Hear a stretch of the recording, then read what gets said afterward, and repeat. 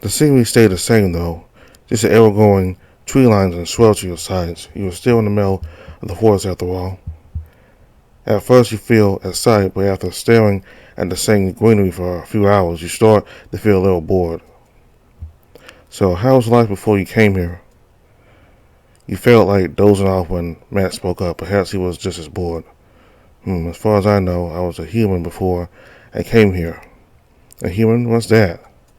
It's like, how I put it, well, it's like you, but without the snout, fur, tails, and paws. What? Max looked at you in disbelief. I can't even imagine what your old self looked like. You must have looked so weird. Sorry, no offense, but compared to what you just described, you look way better this way. He chuckled, keeping his eyes on the road again. Well, thanks, I guess. He muttered, feeling flustered again. I was a pretty average human back in my world. They said I have no parents, so I grew up in an orphanage. The caretaker today found me on the porch one night without any trace or whereabouts of the person that left me there. Whoa, life must have been rough, huh? Well, for the most part, it was okay. The caretaker is a good man. He can cook quite well, though. He can cook quite well, too, though. At least his cooking would be it by a mile any day. You both chuckled, and you couldn't help feeling a bit hungry thinking back to the delicious meals Elisa prepared during your stay.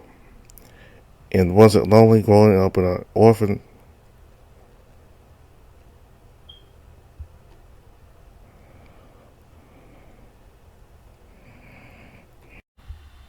Well, life must have been rough, huh? Well, for the most part, it was okay. The caretaker's a good man. He can cook quite well, too, though Lisa's cooking would be about a mile any day. You both chuckled, and you couldn't help feeling a bit hungry thinking back to the delicious meals Lisa prepared during your stay. And was it lonely growing up an orphan? Not exactly. I made some friends in the orphanage too. Since we don't have parents, we treat each other like siblings. We play together, go on field trips, and go to the same school as well. School? Yeah, school is a place where young humans learn about the world and how things work. So just like that can be then. So, anything you want to know about our world?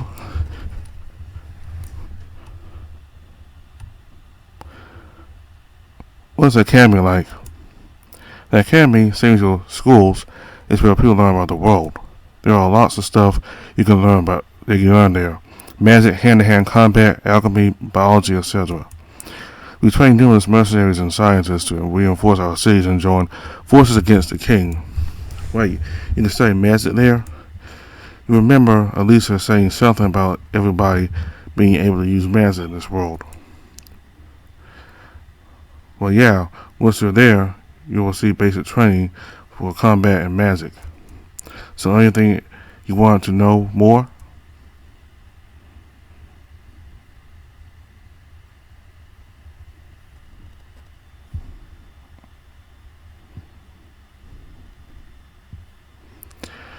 Tell me more about magic.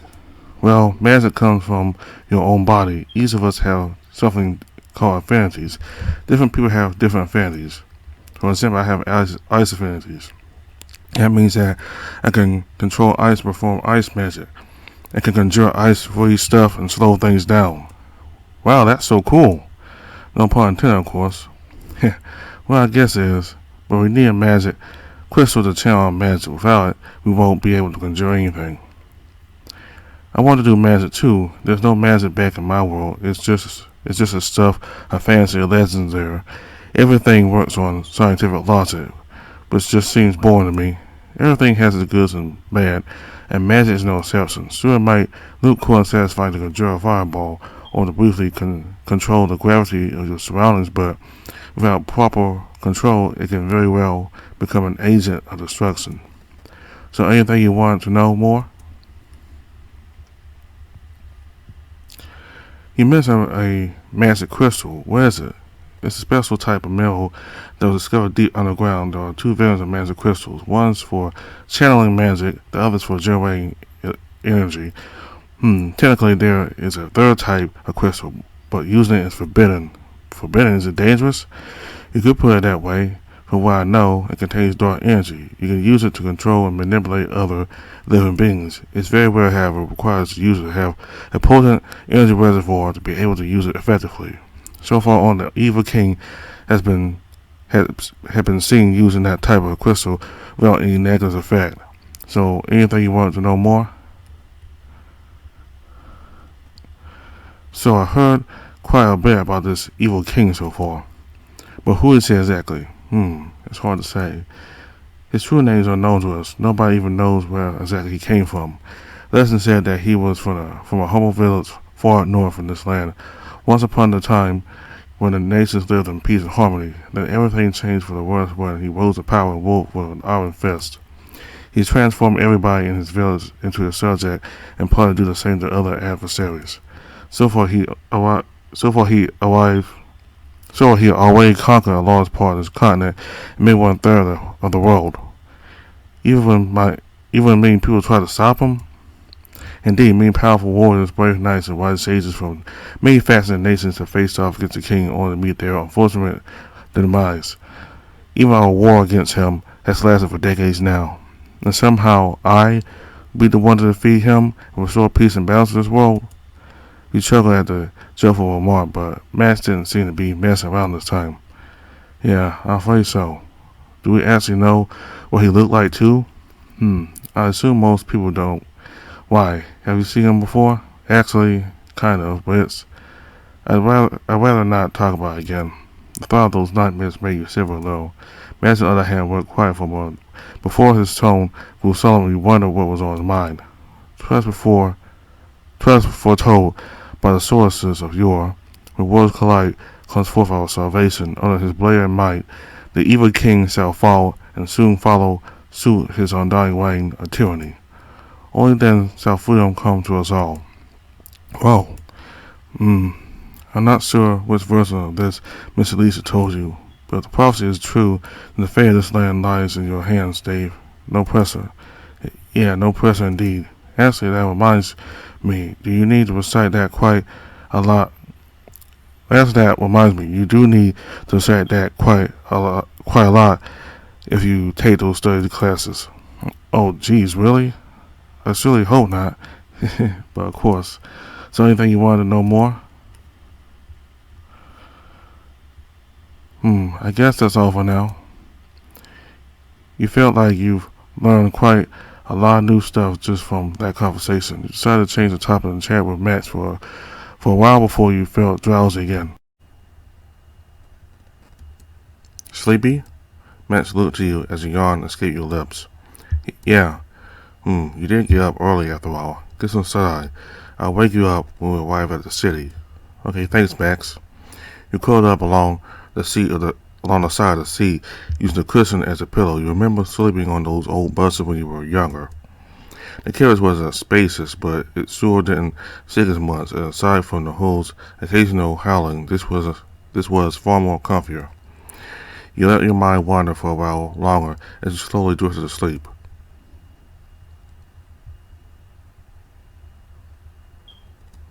You forced a yawn as you came to. It was quiet. You must have slept for a while. Max? You grunted, rubbing your eyes for a moment. No response. You looked around yourself, even under your blurry eyes. Something tells you weren't on the carriage anymore. I'm at school? You gave your furry arm a light pinch, which didn't do much other than earning a yelp from you. You quickly covered your mouth, expecting everyone in the classroom to have their eyes on you, but they didn't seem to notice. They must be too busy paying attention to whatever this teacher was on about. Was all this just a dream? You sighed, rubbing your eyes some more just to make sure you weren't seeing things when you noticed the teacher approaching. You recognized him almost instantly. He was the professor that always wore the old trench coat around the school. Judging by the numbers on the board, he probably was teaching either math or physics. For whatever reason, his name just eluded you. You forced a smile as the professor stopped before your desk. Even though he was up close, his face seemed a little blurred out. Enjoy your nap, Mr. Dave? He gave you a stern look before eyeing the content of your desk. You know how I deal with students that doze off in my class, but I'll let you off with a warning this time, only because you've done decently on the last exam. Thanks, sir. Hmm. You felt like your heart almost skipped a beat as he gave you a real look. The finals were just a week away, Mr. Dave. Where are you? Where are you? I'd stay. Where are you? I'd stay extra focused. And put away your philosophy books, will you please? I'm afraid they won't help you much against these equations. Oh, you heard some scoffing among the other students as the teacher returned to the board. You felt like this couldn't get any more embarrassing. They went quiet again as the lesson resumed. You looked at the wall, which read 2 in the afternoon. Looks like it's going to be at least a few more hours before the session ended. You swapped out your textbook from the rucksack at your feet, then tried to haphazardly note down the professor's explanations. Something about using a theorem to denote something about matrices. What does any of that even mean? You tried to keep up, but after a moment you just stopped. You could have sworn being half decent at the subject, yet you couldn't understand a single word beyond that. Nothing in your notebook made sense either. All these numbers, lines, and symbols, almost as if all of it was written in some kind of language you couldn't understand. It's boring. You sighed, taking your eyes off the notebook. Maybe you were just having one of those days where nothing made sense. You decided to look outside. It was another sunny day, and the view seemed rather familiar to you. It was the city you grew up in, after all. What? Where is that? A purple structure loomed in the distance. It looked like a giant spear casting sail over the entire city. Its obsidian spikes seemed to poke through the surrounding skyscrapers. It looked so out of place, yet at the same time you can't shake the feeling that you've seen it somewhere before. Ahem. You snapped back to your board as the teacher cleared his throat. You could feel some of your classmates staring at you. This was probably one of the most embarrassing days you ever had in school. When the lesson resumed, you looked through the windows again. The massive structure was nowhere to be seen. After what felt like a turn, the school bell finally rang. You left the classroom in a heartbeat. Hey, Dave. A familiar voice called you from behind. Oh, hey, it was your childhood friend. You could recognize his casual wear and his messy hairstyle anywhere. Remember him well from all the times you spent together in the past to when he asked for your help with his homework recently. But just like everyone you met today, his face was rather blurry. You couldn't, for the life of you, figure out what his name was. What's wrong? Did you pull an all-nighter?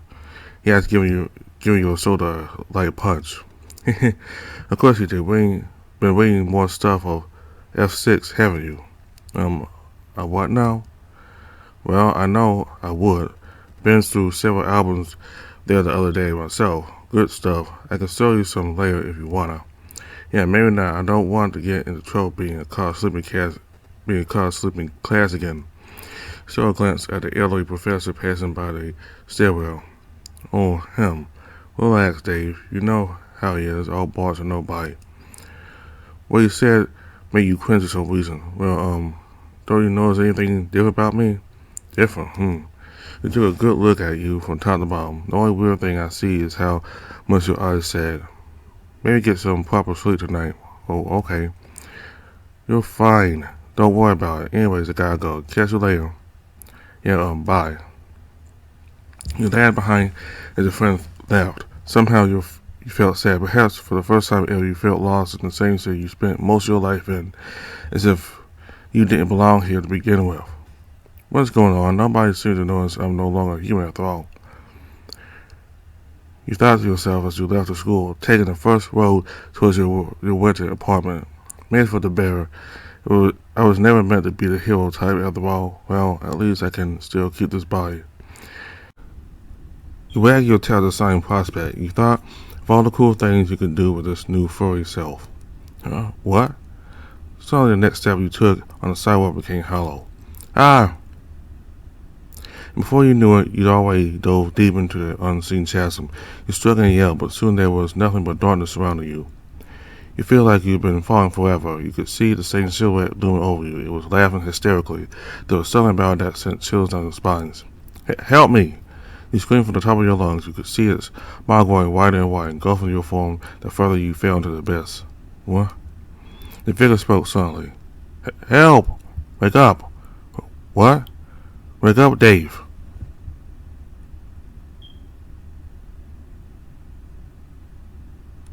She saw from the carriage seat. Max was still taking the wagon. You could hear the hose howling in the front. We're almost there. Just about 10 more minutes. You leaned against the cushion for a moment, still feeling disoriented. You look even more tired than before, Badgering. Max looked at you as he asked. You didn't say anything, not that you didn't want to. You just didn't even know where to start. Speaking of the city, you have always been curious what it looked like up close, but you were still too groggy to enjoy the view, so you covered your eyes and waited out. Alright, here we are. Let's go, Dave. You see Max getting off the front seat. Okay? You got your backpack and stepped out of the vehicle, taking a moment to stretch and look around. Whoa! You see a tall structure ahead of you.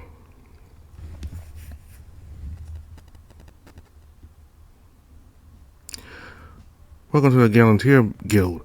You'll be staying here for the time being, at least until you can afford your own place, that is. Max gave you a smile as you followed him into the building. Whoa. You're even more awestruck now that you're inside. The interior reminds you of the medieval inns you see in fantasy books, only with a modern twist. I was just like you the first time I got here, too. Come, let's get you checked in. Max led you to a receptionist to sign you up. Oh, welcome back, Max. And are you Dave, yes? Yes, that's me. Let's see, everything seems to be in order. Please sign here and here. The receptionist handed you a form from one of the boxes in the back. You grabbed the pen on the counter and signed your name as instructed.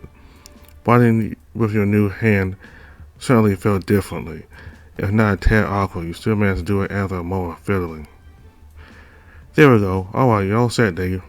They gave you a set of keys you could see a number etched on to its side. I'm sure you'll be a helpful addition to Gallanteers, unlike those guys that tried to sign up as Platier. Can you believe that? That's a strange name for a person, but what's wrong with that? It's the name of our old headquarters. Anyhow, enjoy your stay in the city. Okay, thanks. He gave the receptionist a courtesy nod and headed back. Max was waiting by the large doorway to the right. All done? You nod. Now come along, let me show you around. Max took you to the right wing of the guild, cutting straight through a long corridor with a lot of rooms and stairwells on the sides. As you stepped out of the back entrance, a broad tower soon came into view. Its shape reminded you more of a lighthouse, except it was much taller, if not as tall as the skyscrapers back in your world. This here is an observatory. People call it the research tower, and as the name implies, it's a center of research and development of both magic and science. You follow Max through the archway entrance to the base of the tower. Each floor of the tower is actually dedicated to a specific type of magic or science. You start to read the sign by the tower entrance. Gallanteer Observatory. There was an area similar to the reception back at the main building, like a guest lounge of sorts. You can see other guild members resting by the swords and chain.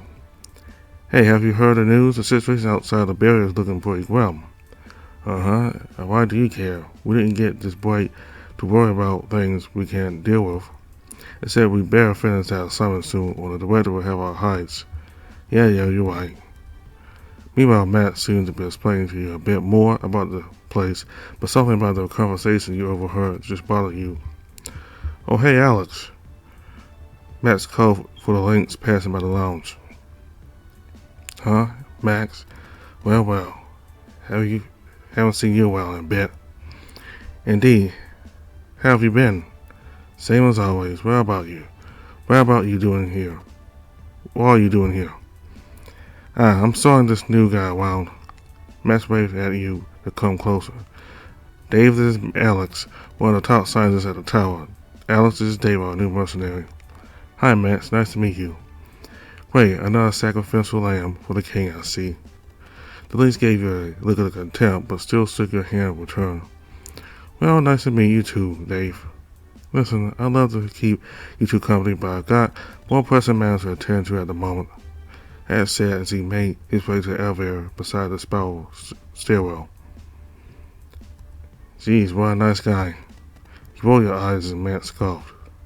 Yeah, that's Alice for you. Oh yeah, Dave. You see Alex poking his head out from the elevator. Yes? Since you're new here and probably have nothing better to do, why not make yourself useful and come by my lab at the underground levels? A new test subject is always welcome. The last thing you saw before the door closed was his sly grin, which made you a bit uncomfortable. Don't mind him, Dave. He must be in a real mood today. What do you mean? He doesn't usually joke around like that, but I guess stressful lab work can do that to you once in a while. I'm sure he doesn't mean what he said, though.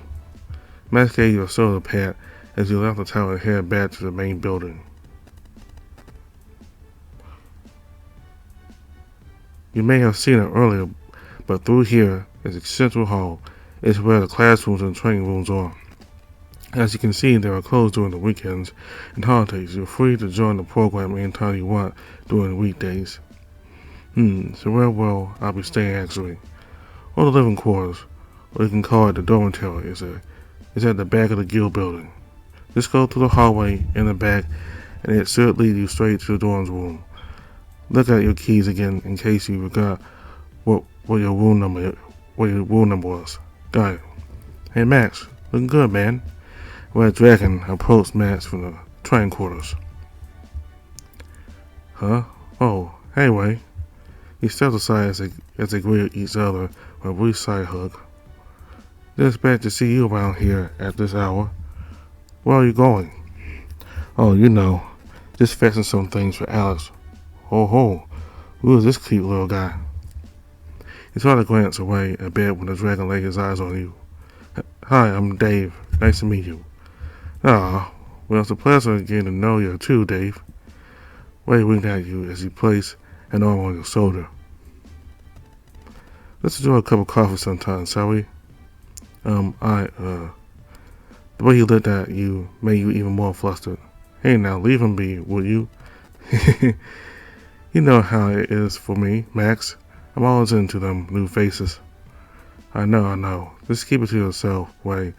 You'll just scare off the newbies. Besides, didn't you say you have some errands to run? Ah, you're right. Well, I'll see you around, Dave. You can feel yourself blushing hard from his flirty tone and winking. You stayed frozen in place for a moment even after Ray had left the central hallway. Come on, Dave, don't fall behind now. Max already took the first corner to the left. Oh, okay, coming. And here we have the guild's food court. As it catch up to him, he led you to a large doorway amid the corridor. You looked at the wooden sign hung beside the door. The Honeysuckle? Ah, yeah, that's the official name. Anyways, the place is open from 5 a.m. to 11 p.m., so you can have your breakfast, lunch, and dinner here. That sounds really neat. You looked around as you followed Max inside. The place immediately reminded you of the school canteen, but instead resembled a traditional tavern more, which you found quite cozy. Good day, boys. The bear behind the counter waved at Max, but everybody at this place seemed to know him. Hi, Cody, how are you holding up? Swell, and where have you been, Max? Actually missed seeing you here every morning. Just spending some time away from the city. I see, well, now that you're back, what can I get you? The usuals? Nah, thanks. I already had lunch on the way here. Besides, I'm mostly here until our new guy around. Max nudged you a bit towards the counter. Hi, I'm Dave. Well, hello there, Dave. I'm Cody, head chef of this humble kitchen. My job is to make sure everyone in Galantir stays well fed. After all, no armor can fight on an empty stomach. Cody said with a bright smile, lifting his ladle for emphasis. So if you want something to eat, just give the word and I'll be sure to whip up a proper meal to fill up that bill of yours. Yes, sir. He chuckled. There was something about his speech that really uplifted your spirits. Now that you mention it, maybe a light snack wouldn't hurt. You know the drill, Max. Just take a look at the menu. Let me know if something interests you, and I'll set you right up. Will do, Cody. Thanks. Max gave the bear a thumbs up before looking to you. Well, that about wraps up the tour for today. You can stay here and have lunch with me or explore more on your own if you want. I think I'll go to my room first, unpack my stuff, and maybe rest for a bit. It's been a long trip, and that last nap was not very pleasant. Oh, gotcha. Well, I'll be around here if you need me. See you later, Dave. Okay, bye, Max. Bye, Cody. You left the tavern and found your way through the back hallways, which are connected to a different area. The Western plaque at the entrance read Volunteer Residential Quarters. This must be it. You took a moment to study the diagram next to the plaque. The dormitory building has 6 floors, each split into 4 main halls with a meeting point in the middle. Not very different from the college dorm I've seen before. You thought, taking a look at the keys you received as you made your way up the middle stairwell. Based on the number inscription, your room was the 3rd one on the first wing and at the 5th floor. You breathed a sigh of relief as you finally got inside your room. You can see why they had to etch all that info onto the keys. It's quite easy getting lost just wandering around the dorm, let alone the entire guild building. You pull your backpack down and turn on the light. Whoa. You decided to look around your room right away. To the right of the living room was a sofa and a coffee table with a wall-mounted flat-screen TV on the left. A marble counter separated the living room from the kitchen, in which was a rather large pantry and set a dining table. Through the doorway, in between the kitchen and the living room, was a bedroom. There was a king-size bed and a wall-hung wardrobe on the side. The bathroom was on the right side of the doorway, which had a small bathtub, sink, shower, and a small closet stocked with cleaning supplies. It's very fancy for a dorm. You thought to yourself as you sat down at the sofa. This room really looked like it belonged to a hotel instead of a school dorm. Come to think of it, so far the guild felt like someone took different buildings of the city and merged them together. Not that you were complaining, the sight was rather mesmerizing, even as the layout could be confusing with all the labyrinthine hallways. You decided to start unpacking for about half an hour before throwing yourself on the bed. You changed into your shorts and flopped back on the bed. Too exhausted to do anything else, you fell asleep the moment your head hit the pillow.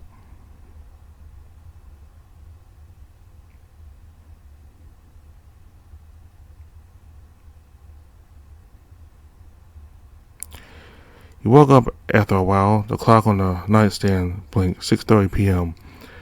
Through the bedroom window, you could vaguely see the sun setting on the horizon. You hopped out of bed, feeling quite well rested. The dorm's ambience is not quite as peaceful as Elisa's cabin, but you have a feeling that you could get used to this. After taking a shower, you dressed up in fresh clothes and left the room.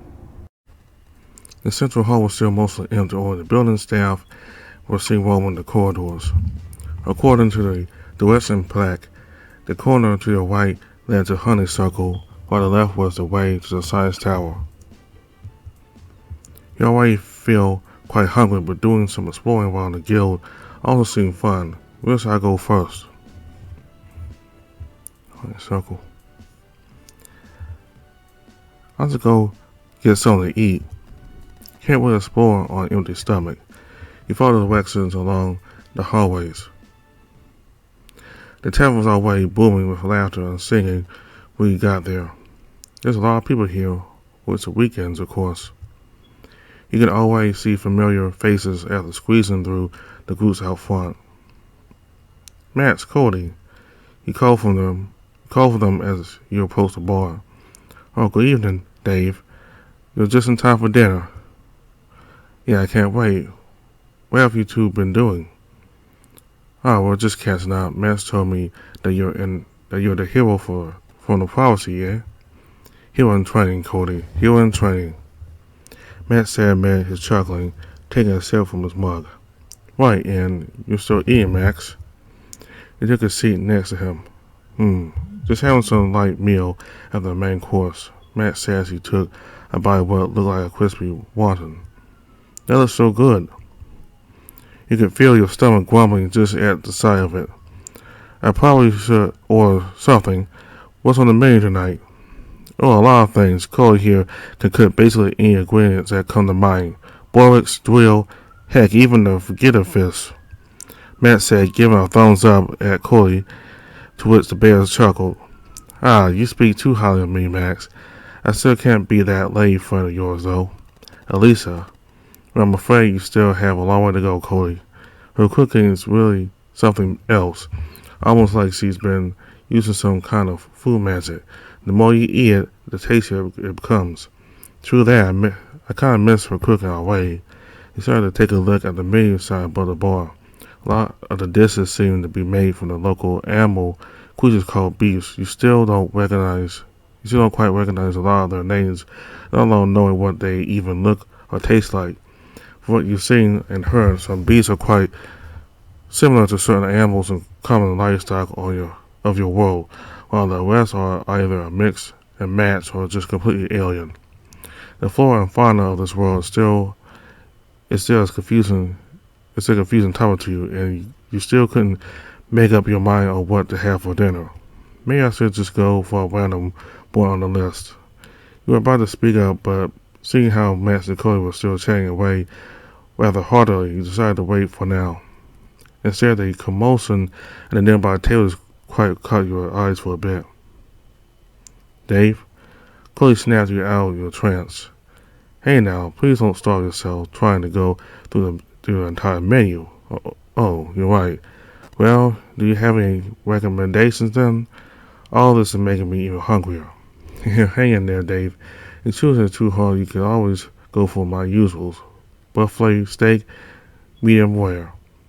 Max gave you a sour pat, his eyes gleaming at that last. Huh. Your steak. Well, you can certainly go for that. Or you could also try the self-special. Self-special? What's that? You asked, and Chloe suddenly leaned across the counter, close to your face. It's a secret you have to find out on your own. He whispered with a wink. I see. You blushed a bit as just returning to read the menu as you hesitate for a moment. So, what will be? What should I choose?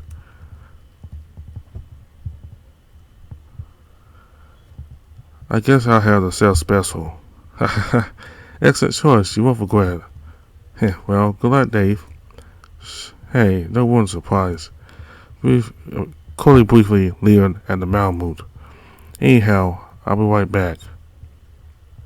From the counter, you could vaguely see Chloe preparing the meal in the kitchen area further in. And even for what little you glimpsed, you could tell the bear was not messing around when he called himself the head chef. The sizzle in the kitchen clashed with the headed ambience of the tavern, and sure enough, the enticing aroma of a delicious meal permeated the bar. Chloe returned with a dish after a few minutes, and your mouth was already watering from anticipation. Here you go. The bear placed a plate before you where you heard more howling from one of the crowds on the other side. Excuse me. Looks like I have some other patients to attend to. I'll be right back. Enjoy your meal. It smells delicious. You lick your lips at the thought. The food turned out to be a vegetable stir-fry mixed with several chunks of meat. You couldn't tell what it was, but it smelled sweet and sour at the same time. It felt squishy when you pulled it with your fork. The vegetables consisted of broccoli, carrots, and mushrooms, things you were already quite familiar with. There were also bits and pieces of what looked like some green octopus tentacles. It wiggled a bit when pulled, which almost made you gag. You managed to hold it in, however, since you did not want to be rude, you were always taught to not waste any meals given to you after all. Well, now I'm marring the food. Better eat up before it gets cold, Matt said, and you felt a little pressure. You decided to take in a spoonful of the strange fish. The initial taste immediately sent chills down your spines.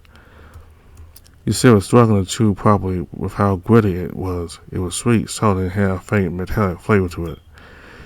You can still feel the tentacles wiggling against your tongue as you try to bite it down. The mysterious meat had a very strange texture. It looked squishy but was rather crunchy when chewed on. The combination of textures and flavors was very bizarre. You couldn't bring yourself to swallow no matter how hard you tried. You could still feel bits of the fruit wriggling as you managed to wash it down with water. So, what's the verdict, Dave? Looked at the Malamute who was smiling. You had a feeling that he knew about this all along. Yeah, it's good. You nodded up and down, trying to keep a straight face while holding yourself from shivering too much. You scooped down a spoonful of porcelain to get over with. After many struggles and quite a few glasses of water, you managed to finish the meal at long last. Where I'll be. You actually ate up the whole thing. Now that's impressive. Matt struggled heartily. Give you a pat on the back. Thanks. You say I admit you're coughing. I don't know why, but something tells me you're enjoying this a lot.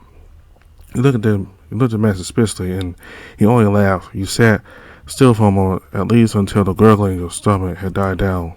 Eventually, you looked around a bit, realizing Cody has been eyeing you this whole time. The bear gave you a knowing smile. He shook his head, so you forced a smile and gave him a shaky thumbs up. You chatted with Max for a while until Cody finally returned. Welcome back, Max said, lifting his probably empty mug to greet the bear. Haha, well then, how did you enjoy the meal, Dave? Yeah, it was great, or decent at least. He briefly glared at Max as he snickered. I see, and I hope you didn't spoil anything too soon, Max. You did make it through the whole thing, so no harm done after all. Indeed, I'm glad to see my cooking hasn't failed to deliver. Cody gave you another wink, to which you only forced a smile. In fact, consider it on the house, a welcoming guest of our rookie here, yes?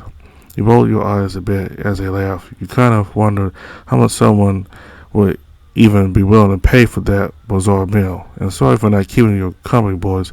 Things really got a bit hectic since one of the waiters left. Cody sat down by the counter to catch his breath. What about your other waiter? Oh, he's taking a day off. Said he had important events to attend to. The better side. I could really use an extra hand out here. Cody then looked at you. Hey, maybe you can help me in between your training, Dave. What do you say? I don't know, Cody. There's still a lot for him to catch on in order to become a proper mercenary. But it's totally up to you, Dave. We can still train once in a while, even if you decide to help ourselves here. Well, I guess I'll give it some thought later on. I gotta go now, though. Oh, where are you going? I think I'll walk around a bit, maybe go to the tower. Then you might want to give Alex's lab a visit. It's at the Magic Crystal Research Center on the 25th basement floor. Who knows, you might learn a thing or two there. Hopefully I will. Well, I better get going. Thanks again for the food, Cody. You wave them goodbye as you squeeze your way back out of the tavern.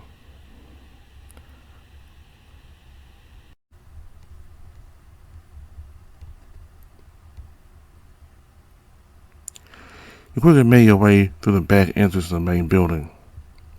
Under the street lamps, the grand archway of the tower soon came into view. On the way to the lobby, you noticed two lab people standing by the bulletin board outside. You started to call the elevator right away. The guest lounge was rather empty, aside from a few people in lab coats resting by the couches in silence. The elevator arrived almost right away. You pressed the B25 button and the lift descended. You could see from the side panel that the tower had 40 floors above and 25 below ground. You quite wondered how people could stay and work so deep underground. This felt like a long ride, but before you knew it, the elevator came to a halt with a loud ding. You have arrived at floor B25, Magic Crystal Research Center. A female synthetic voice spoke from the side panel as you stepped out. You looked around a bit. You were at the main hall, judging by the small sign next to the elevator. Before you were several stools and chairs lined along the wall. In the corner was what looked like a vending machine, though you can't see any snacks or drinks anywhere. To the right was a metallic door, which didn't seem to have a handle. Next to it was a security panel with a keypad what you assume was one of those eye scanners. Whoa, that seems pretty futuristic. I probably should not be messing with it, though. You decided to leave the door be and head along the hall instead. So far, this underground hallway looked quite like the one in the dormitory, or much less colorful and lively. The only thing that stood out among the white holes are the same metallic doors and the small air vents near the ground and on the ceiling. It was pretty quiet down here. You thought of knocking on one of the doors when you heard familiar voices coming from the end of the corridor. If memory serves you well, it was definitely Allison Way. They seemed to be shouting or arguing about something. You decided to stay close to the door and listen. Slow down, Way. Here. Let me help you get in. It's quite a big boy after all. Probably needs a lot more lube. Way said with a hint of tease. No. That's too much. It's not gonna work. Shh, relax. You just hold it right there and I'll shove it back in, okay? Fine. This better be worth it. It'll fit. Trust me. Alright, ready? 1, 2, and 3. You could vaguely hear sloppy noises followed by a much more audible plop. You couldn't picture anything else they could possibly be doing. Have you come in the wrong time? There we go. See? It goes just right in, where it belongs. Wayne chuckled and you could hear the links grumbling. Just shut up and hold on to the side for me. I got you, don't worry. Now, I'm gonna start moving. It was too much just yell so I can go gentle, alright? Shush it. Just keep it steady. You held your breath as the two went silent again. The only thing you could hear was the same wet, sloppy noises.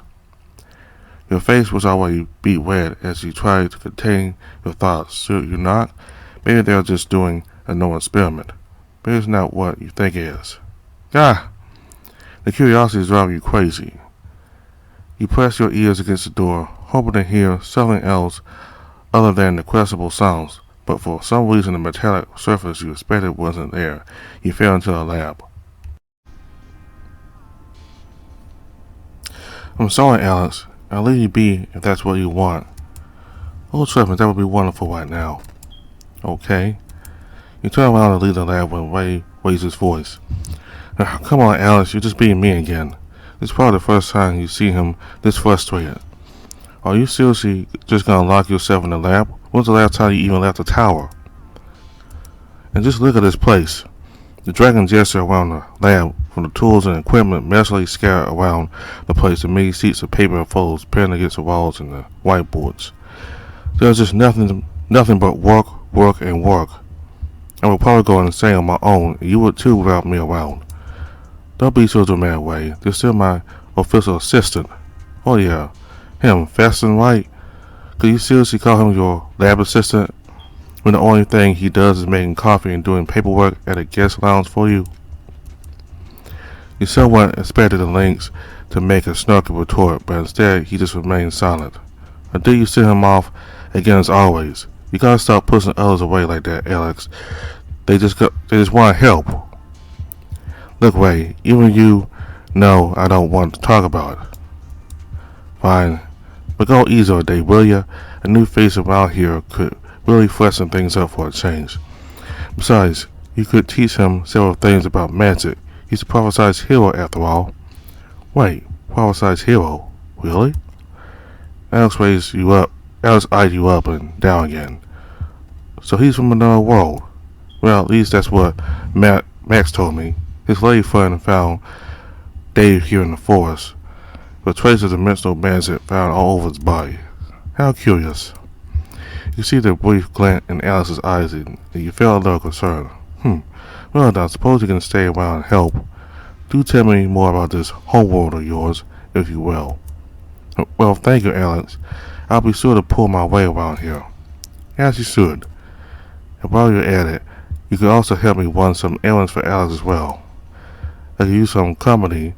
It gets lonely pretty quick out in the field, and I could use a body warmer or a cold night out. Ray gave you a soda pad and a wink. Sure, Ray. I'll see what I can do. Well, I will let you know if I require your assistance, but I suggest that you go for now. I'm still working on an important project, and I can't concentrate with too much interference, if you will. Got it. Well, see you guys later then. You waved them goodbye as you left the lab. Only Ray returned the gesture, however, as Alex gave you a dismissive wave instead as he returned his attention to the contraption at his station. You took the elevator back to the ground floor and left the tower. You end up wandering the dormitory halls for a while, and at the end of each floor was a small balcony. You lean against the railings, admiring the view ahead of you. Stars and constellations of various shapes and sizes dot the vast night sky. It's simply breathtaking. Perhaps this world did not suffer from light pollution, at least not yet. You were enjoying the calming night ambience when you heard some people talking on the balcony above. You stayed there for a moment longer before going back to your room. After changing into your undergarments and going through your nightly routines, you threw yourself against the bed. You sighed to yourself. The prospect of being a hero and the supposed savior of this land was still a lot to take in, an even bigger responsibility than you had to bear. Though, for what it's worth, you felt like you could be ready for whatever challenges lie ahead, but not until after a good night's rest. You eventually dozed off after letting your mind wander back to events throughout the day.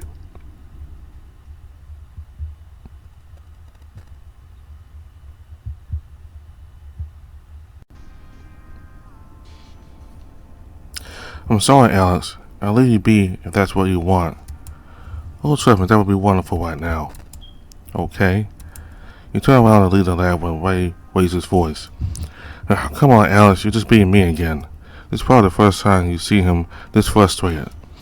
Are you seriously just gonna lock yourself in the lab? When's the last time you even left the tower? And just look at this place.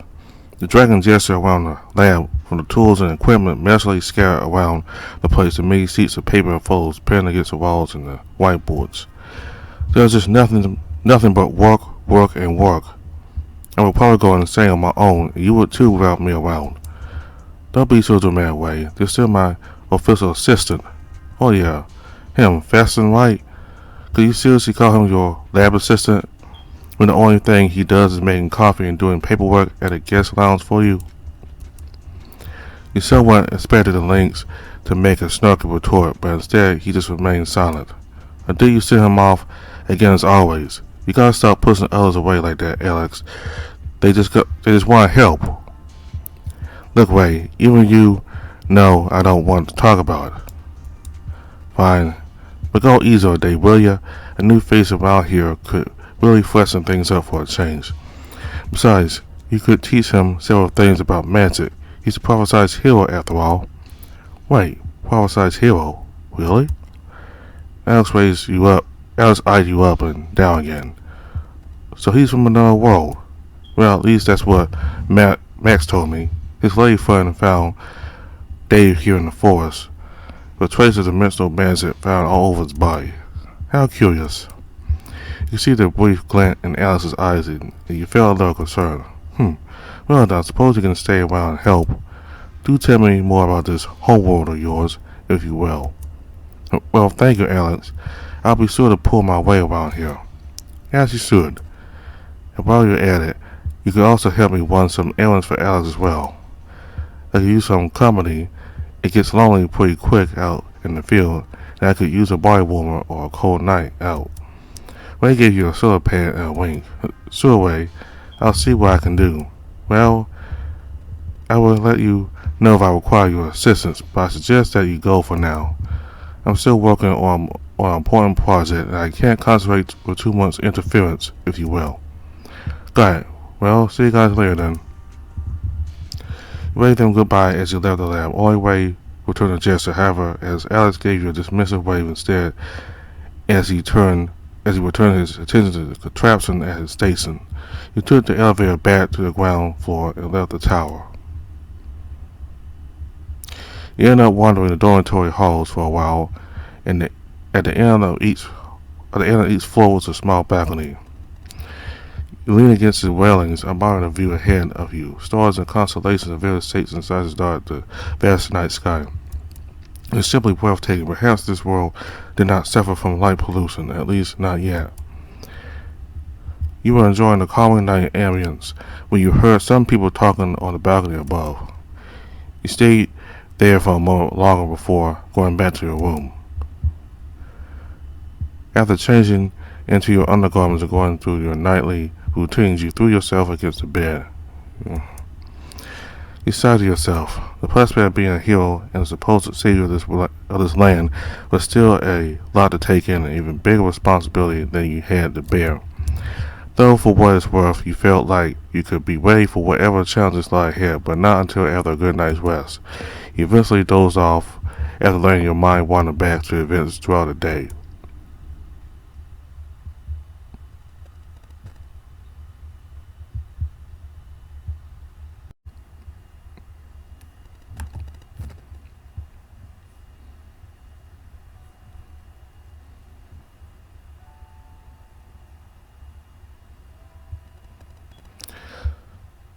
So Dave just completed his first day at the academy. He got to meet Ray, Alex, and Cody. Ray and Cody were nice with Dave. Ray was very flirty with him, and Cody had great pride in his cooking skills. Alex was kind of mean to Dave. I don't think he's really mean, but he's not very social because he is a scientist. He spends all his time in his laboratory building on machines and making inventions. Based on how much time he spends on that, he seems very dedicated to his work, and he just don't want to bother with anybody. He just wants to be alone and do all his work and make new inventions. Hopefully, as times go by, he'll be more friendly to Dave. I don't think he's that mean because Ray seems to get along pretty good with Alex. But so far, I like all three of the characters we met today. So, we'll explore more of the Academy next time. And that's all I have to say for now. All the information for the game is in the description box below. Go to Patreon, where you can go to support the game and get updates 1 month in advance before they become public. There's also a Twitter account where you can look at the progress of the game and figure out when the next update is going to come out. You can also download this game on itch.io. So that's all I have for now. Thanks very much for watching. Goodbye.